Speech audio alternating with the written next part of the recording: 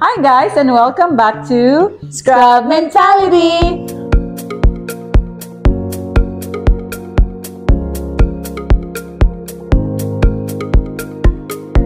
I'm Frances. And I'm Mayshin. And today we're gonna talk about the pros and cons of like living in Australia. Yes. What you need to know. I want to share with you like kung ano yung mga experience namin dito. At least aware kayo. Ma-compare ko na siya with Philippines and UK. You can compare them to like 5 countries. So yeah. I think it's a good resource if you have like experience to other countries. Yes, we will have chika. We will upo lang. Sayang wala akong milk tea. Perfect kapag may milk tea, solved na agad. Next video natin, meron na tayong milk tea. Kaya kung bago pa lang kayo, click that subscribe button somewhere. Or else, wala lang. Welcome back. And then, kung chika yung peg nyo, like listening to our vlogs, always subscribe to our channel, at least. But yeah, let's get on with this. Anyway, our topic for today is, drumroll please. Pros and cons. Pros and cons ng buhay dito sa Australia, especially like mga overseas Filipino nurses like us. Or everyone or anyone, I think. Anyone, yeah. Who's here from Philippines. Ano ba yung magiging like hatak? Ano pang hatak sa'yo? Panghatak, So of course, number 1, malaking sweldo. Pero wag kang magpakalunod sa malaking sweldo. Kasi in the first world countries talaga, if you're like a worker, yung katulad natin na laborers or all that, as we work harder, yung tax tumataas din. So you have to balance it all out. So syempre, our sweldo is big compared sa Pilipinas. Hindi lang pang Jollibee or milk tea after. May pang-buffet ka na. Pang-buffet ka pa, ganun.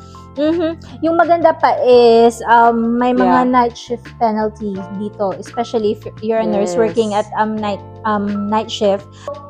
Mas maganda yun kasi additional pera somehow. That's why others prefer permanent nights. But somehow, kahit ayaw mo mag-night, mapapaisip ka, Pre kung night ka, di ba? Parang baliktad yung araw mo.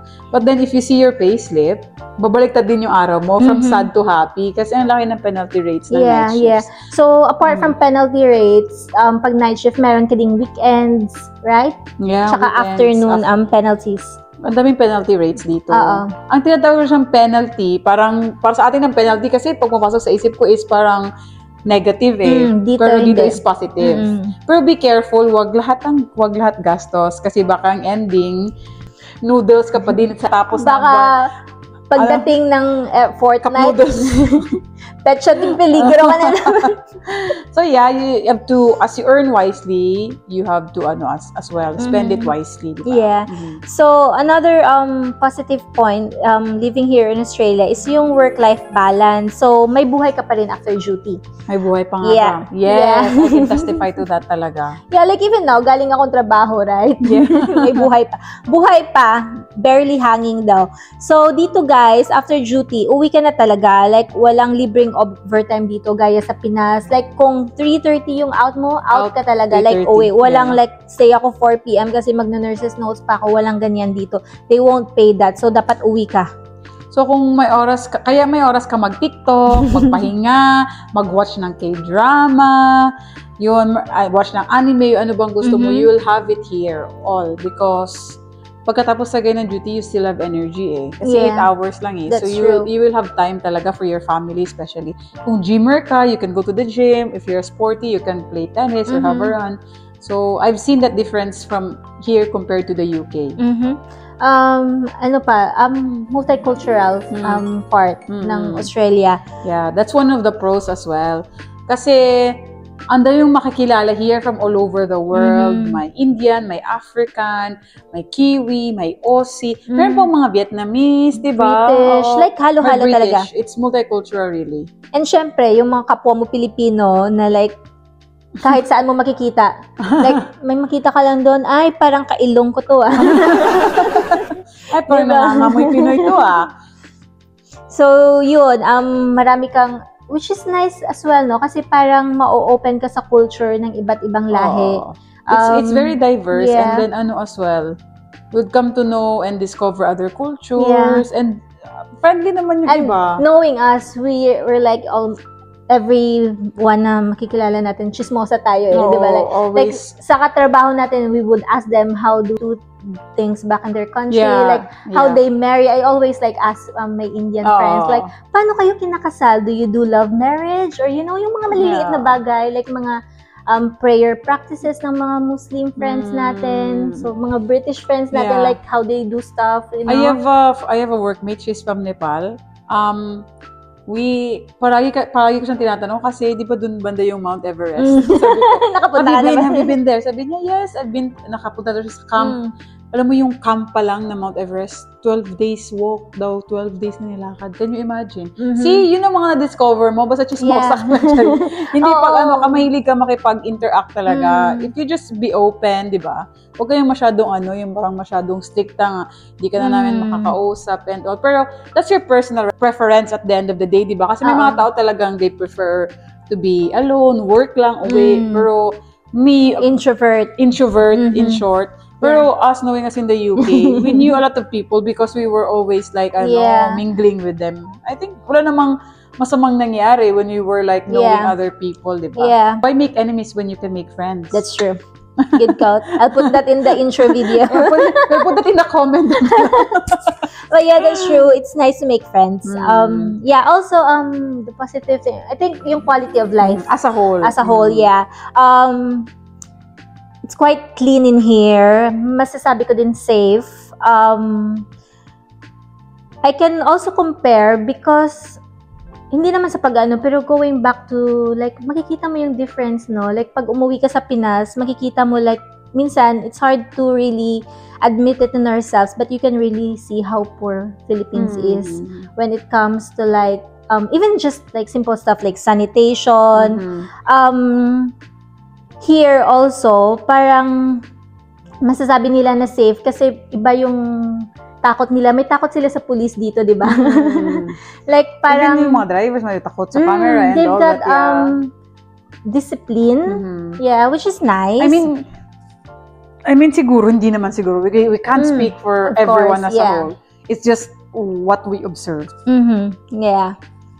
And then, dito, kahit minsan, katulad kayo na sa freeway kami, we were just looking in the, sa sky, sa road. Sabi ko, ang ganda talaga. I took a video and I said, I'm like in National Geographic. Yeah. Na parang, you're like in a postcard. The greeneries, the clouds. Even my son appreciated it. Sabi niya, look at the clouds, Mom. It's really beautiful. So, I think that's one of the, like you said, it's sad to compare it back home, but it's the sad reality. Yeah. Na yung mga first world countries talaga is like, because of their first world, they have more money, they have more... I think that's one factor as well. The quality of life of the citizens or the residents are so much better. Yeah. Like, siguro makikita mo din, like, parang very less ka lang makakita ng mga pulubi dito. I've never seen. Oh, no. I've seen one. Parang once pa. Hindi kasi masyado pa nakapasyal pa. Maybe in the CBD, baka meron. Yeah, But here in my area, parang sa area mo, I've just seen one and nagja-juggling siya in front sa I know what you mean. You know, in Pacific. Yeah. In somewhere there. Somewhere there. They're juggling in the middle of the road while naka-stoplight kayo. I'm not sure what their aim is. Maybe to collect money, bibigay ka sa kanila. Pero that's the only nakita ko na parang pulubi or something. Yeah. Baka hindi nga siya pulubi, judger. Baka pala yun. Parang libangan niya show doon. Yun yung mga iba sa mga positive things na na-notice namin. What about yung mga consequence though? For sure, there's stuff like, there's marami. There's always, walang perfect na lugar except Switzerland. I'm kidding. It's not. Hindi, may cons din talaga, no? Dito sa Australia. Totoo. So, number one is homesickness. Something that will never be, talaga, put into, kung magkano pang pera yan, kahit ilang pang pera mo sa bangko, you will really miss back Iyak home. na ako. Especially yung mga season ng Pasko, yung ganon. Makita mo yung mga Christmas lights. May lang, siguro yung nostalgic lang. Kasi siguro nung bata pa tayo, we used to run around when it's Christmas. So here, makikita mo, baka papunta ka pang duty, Pasko, ganon. Minsan mapapaiyak ka habang kumakain kasi naalala mo yung family mo back home. But it's part of your sacrifice naman. Yeah. So, hindi lahat maganda. Meron din kaming mga sinasacrifice. Yeah. Like yun na-mention mo, yung mga Pasko, birthdays, yung mga milestones. Yung mga milestone ng family namin back in the Philippines. So, instead na nandun ka, andito ka, nagtatrabaho, tumatawag ka na ng video call. Video call na lang muna, tapos hina pa ng signal. Malungkot siya actually. Imagine, ilang taon na tayong ganyan. I really thought na hindi ako ma-homesick because I'm really good with like maybe yung i-divert yung sadness ko into other things. Pero nung nasa UK ako, tapos winter, tapos gabi, tapos pagod na pagod ka. Magpa-flashback sa'yo lahat. Ba't pa umalis pa akong Pilipinas? Okay na doon, ganun. But then, at the end of the day, kain ka lang ng siguro Filipino food, punta ka sa Filipino store, kain ka kine-crave mo, then maging okay. You surpass it, no? It's not like it's gonna last forever naman. You can surpass it. Especially if you surround yourself, I think, with Filipino people. Yeah. Remember mo kayo sa Pinas pala ako. Yeah, I remember about this one. I was very homesick few years back because I can remember my last Christmas in the Philippines was 2014 pa? 10 years ago. 10 years ago. 11. So, never na ako nag-Christmas sa Pinas. Don't cry. It's fine. Next year, doon ka mag-Pasko, diba? I know. But yeah, so... For managers niya, i-approve yung leave niya next year. Hindi, iyak na talaga ako. But yeah, so yun, homesickness. Which is nice because somehow, andito yung family natin to help us cope. Yes. Yun din siguro na I think it's more difficult yung sa mga single, alam mo yung mga young ones na nag-abroad. I know. Does it na walang family? I think it's more difficult for them. But because we've got little children here, na minsan na-divert yung attention namin sa kanila. Divert? Kinukuha talaga attention natin. Sorry naman, yun pala, Yeah, also, you have to take in consideration yung cost of living, living abroad. So, binabawi din siya sa sweldo mo. Yeah. So, yun nga. So, the more higher your salary, the more higher your expenses are. Syempre, yung needs mo, nagbabago din, di ba? Yeah. Yan yung sabi nila na when I watch like motivational videos or like financial thingies, parang nasabi nila na dapat as your earnings are high, dapat i-maintain mo lang sa low yung yung needs mo. Sometimes it's hard, no? Because yung wants mo nagbabago din eh. It's more like self gratification sometimes. Kasi parang always yung notion natin na deserve ko to. Yeah. Deserve ko to. But if you've got a goal, like for example, like me, I want to have a house. I'm manifesting I'll have a house in 1 or 2 years. I think that will help you na to push like, hindi mo na ako magbibili ng the latest shoes or will not get the latest phone. Maybe after. Discipline. Kaya mataas talaga guys ang rent and groceries dito. Minsan yung mga milk tea, di ba $9 ang isang cup sa Pilipinas. Ayoko na lang mag-compute pero ganon. Parang gusto mo na lang make your own milk tea at home, di ba? Kaya kahit malaki yung sweldo minsan, kung everyday ka naman magsha-shopping, goodbye savings. Hello, utang! Utang sa credit card, swipe. But yeah, you just have to have discipline of what you really need. Yeah. Kung gusto mo makaipon, pero kung ayaw mo na mag-ipon, just spend it. It's fine. It's your life. You deserve it. Go. True. Kasi very supportive. Very supportive kami. For example, we went to like a store, tapos isa sa amin sabi na, ang ganda nito, matagal ko ito pinag-isipan. Ang isa dito sabihin, sige, bilhin mo na, okay. Walang lang. Huwag mong bilhin yan next time. Wala. Mali yung mga taong tinatanong mo. Dapat di sila sama mo pag mga ganun eh. Pero, it's like, as you said, it's self-gratification. No, it's just surround yourself with good people para hindi ka ma-homesick ka. Tama, di ba? It goes round. Tama pala. You shop, no? Pwede ka ma-homesick. Kaya din pala, ubos yung pera. Anyways. One of the cons as well is, of course, the cultural adjustment. Iba-iba tayo. We have different upbringings, different cultures. Yeah. Minsan, di mo na unfortunately, minsan yung accents ng ibang patients, you don't understand. You do try, pero parang minsan talaga, I find it difficult to understand. I've got a couple of stuff to share about this one. You remember, kasi back in the UK before, they've got a Yorkshire accent. So, coming from Middle East, it's very hard. Kasi doon, hindi naman kami nag-i-English na like straight English. Minsan, yung English pa namin doon, putol-putol. So, pagdating namin dun sa UK, like, hi love, you alright love? Ganon talaga, ganon. Like, ano daw? May mga endearment sila. Darling, can you get me some tea? Alright, love. Gumagano ka talaga, no? So, yung mga accent. Tapos, pagdating nito natin sa Australia, ang dami na namang bago. Oo. Like, ang dami nilang slangs na naman dito. Like, yung isang kasama ko, sabi niya, hi mate, what's your shift tomorrow? Are you an Arvo? Ano yung Arvo? Naalala mo? Sabi ko, ano yung Arvo? So, apparently, yung Arvo is afternoon. How would you know? They have terms, really. Yeah, so... Kaya I always ask, what do you mean by this? Sorry, what was that? Parang ganon. Yeah. It's not a problem naman that you will ask rather than you pretend that you understand and you don't. True. In the UK, I remember yung unang dating ko talaga, parang, yes. Pwede mo ako, yes. Kaya di ko na din, okay, yes. Totoo. Okay na lang. Tapos minsan, yeah. Okay. Right. Gumagano ka na lang. Here in Australia, I think I've noticed, it's because there's loads of different cultures working, especially sa hospital. Ilang kami sa isang shift, siguro mga more or less 30 to 40 nurses. Nurses pa lang, di pa kasali ang doctors, allied health, ang lahat. And hindi yan lahat OCs. You will have other cultures there. Ang iba naman, they've adapted na the Aussie accent, but ang iba hindi. So there's loads of adjustments sa language, no?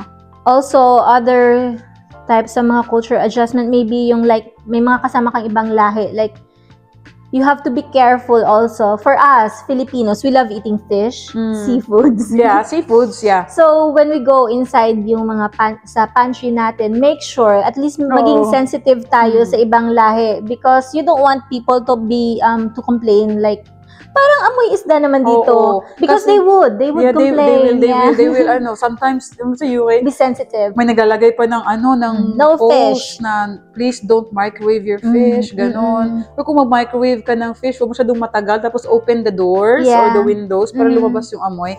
Pero, to be safe, huwag na lang, diba? Just try to be sensitive with others as well. Because hindi lang ikaw. There's loads of you eating. Tapos, nung umiiwan yung amoy ng isda, like, it lingers. So guys, just don't microwave or don't bring fish. Seafood, like pusit. But yeah, there's loads of stuff. But yeah, just be aware of some cultural adjustment that you need to do, guys. Amoy isda ka, guys. Or else, mapapa-principal's office ka. Also, I think malamig dito sa Australia. They've got 4 seasons. So, weather whiplash. So, yeah, like kanina, mainit, ngayon, umuulan na sa labas, and then suddenly, it's quite freezing outside, nung baka magsusnow naman. So, welcome to Australia. Especially in Melbourne, they said, 4 weathers in a day. And it's very unpredictable. Yeah. Kaya minsan, naka-jacket ka sa umaga, tapos naka-short ka sa hapon. Ganon, fashion show. Patong-patong na lang, bitch. Kung mainit na, ganon, hubad na lang. But I think it's the same there's similarities sa UK to where we are, no? Kasi minsan, paglabas mo naman, cold, but moody yung weather like us. Moody like us. Uulan bigla. So, yeah. So dress for all seasons, basically. Yeah. I think that's for now, kasi medyo bago pa kami dito. I think that's all that we have noticed. So, ayun guys, yun ang pros and cons for us, for us, as a personal opinion. Overall, worth it pa rin kahit may mga challenges, diba? True. So, basta marunong ka lang mag-adjust, mag-budget ng mga kailangan mo talaga kasi know your priorities. Yeah, that's true. Also, magdala ka lang palagi ng umbrella. Because yun nga, unpredictable yung weather dito. And kung may mga chika kayo about sa buhay nurse sa Australia, comment down below para magka-support tayo, chika-chika tayo, and we'll talk about it as well. Okay? Yeah, and also, don't forget to like, share, and subscribe. And then, baka next time, magkita na tayo dito sa Australia. And then, you will bump into us. Yeah, say hi. Gusto ko mag-mukbang tayo next video ng Australia snacks. Tapos Filipino snacks pala. Let's do that! Mukbang. So yeah, you can suggest topics if you want to ask. Yeah. It will really just to interact with you guys. Okay? Thank you so much. And see you in the next video. Bye! Bye!